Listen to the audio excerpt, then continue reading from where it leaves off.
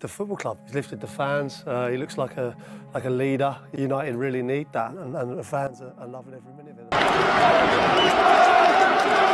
it. 16 assists, 92 chances created, 7 goals, and the season isn't even over. There is a footballer in the Premier League right now who is doing things that haven't been done in over a decade, and somehow the conversation still isn't loud enough. His name is Bruno Fernandes, and this is not a highlight reel. This is not a stat breakdown. This is the story of how a boy from a small city in Portugal became the most dangerous midfielder in English football. A story the rest of the Premier League doesn't want you to hear. Welcome back to Beyond 90 Minutes.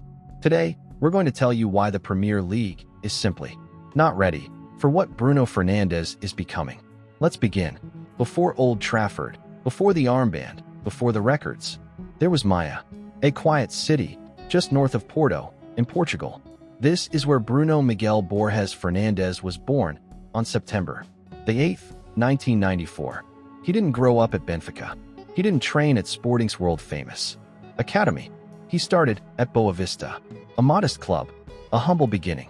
And then, at just 17 years old, Bruno made a decision that would shape everything. He left Portugal. He moved to Italy, signing with Navarra in Serie B. A teenager, alone, in a country that didn't speak his language, playing in a league that didn't know his name. Think about that for a moment. 17 years old. No safety net. No guarantees. Just belief. He moved to Udinese in Serie A and struggled. The pace was different. The physicality was punishing. But something was forming. Coaches started comparing his vision to Andrea Pirlo. Not his skill, not yet, but the way he saw the game. The way he read space like it was a language only he understood. Bruno Fernandes wasn't born a superstar. He was built by sacrifice, by loneliness, and by a hunger that never went away.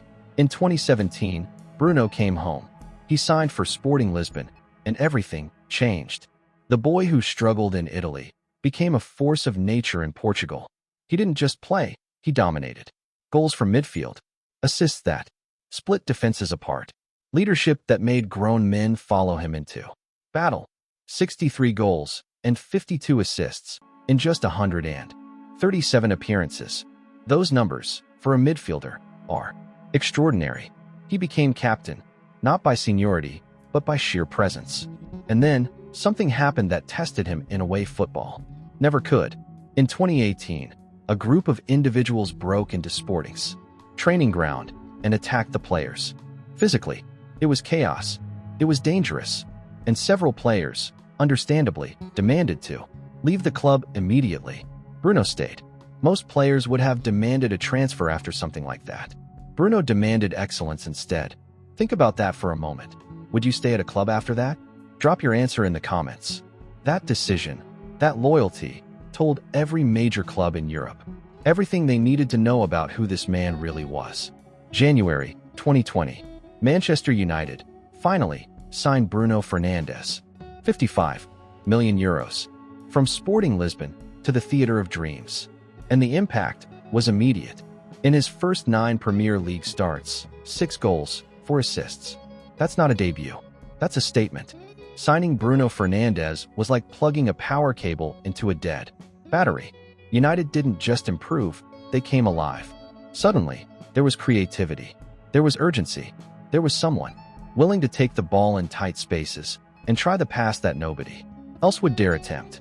Ole Gunnar Solskjaer finally had the creative engine he had been desperately searching for. For the first time in years, Manchester United fans had a reason to believe that the dark days might actually be ending. But here's the thing about football. It never stays simple for long. What followed was one of the most turbulent periods in Manchester United's modern history. Solskjaer, fired. Ralph Rangnick, hired as an interim. Then Erik ten Hag arrived, with new ideas and new demands. Then Ruben Amorim, who promised a revolution, but lasted barely a full season. For managers, for different systems, for different visions. And through all of it, one constant. Bruno. He adapted. He adjusted. He absorbed new instructions while carrying the creative burden of the entire team on his shoulders. And the critics? They never stopped.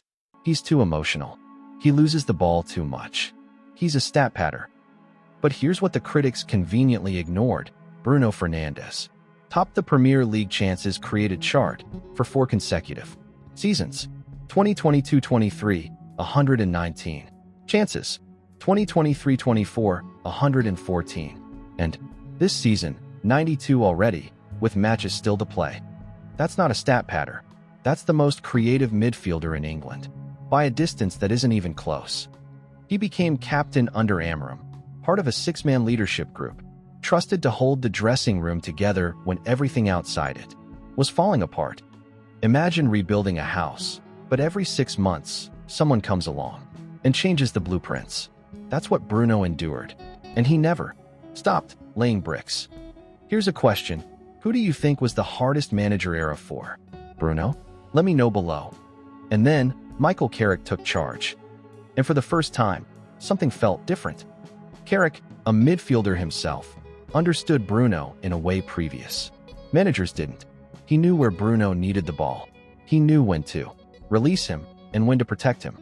He brought Steve Holland, one of the most respected tactical coaches in English football, and together, they built a system that didn't restrict Bruno Fernandes. It amplified him. The tactical shift was subtle, but devastating. Under previous managers, Bruno constantly dropped deep to collect the ball. He was doing the work of 2, sometimes 3 players. It was brave, but it drained him. Under Carrick, Bruno stays in the final third.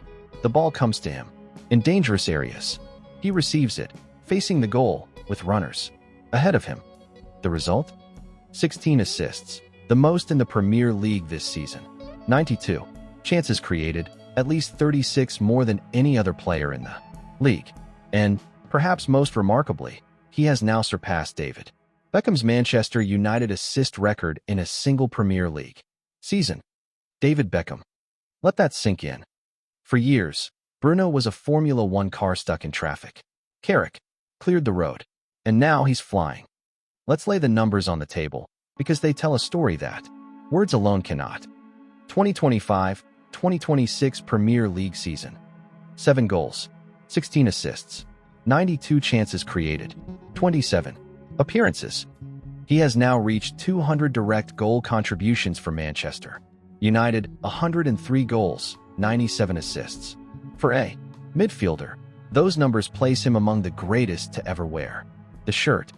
His average FOT mob rating this season, 8.02. That is consistently among the highest-rated players in the entire league, week after week. He is the overwhelming favorite for the Premier League Playmaker Award, and with matches still remaining, he has a genuine chance of breaking the all-time single-season assist record. This isn't just a good season. This is a generational season. The kind of season people talk about 10 years from now. If Bruno finishes the campaign like this, does he deserve Player of the Year? Hit that like button if you think so. Bruno Fernandes' story is not about talent alone. It's about resilience. It's about loyalty.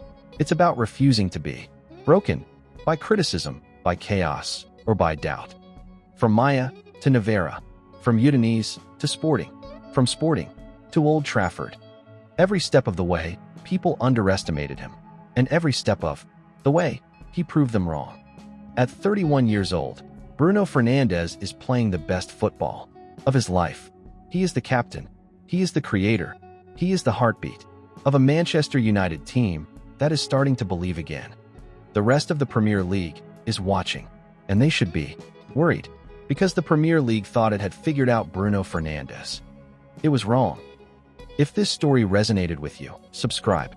We tell football stories the way they deserve to be told, beyond 90 minutes, beyond the headlines. See you in the next one.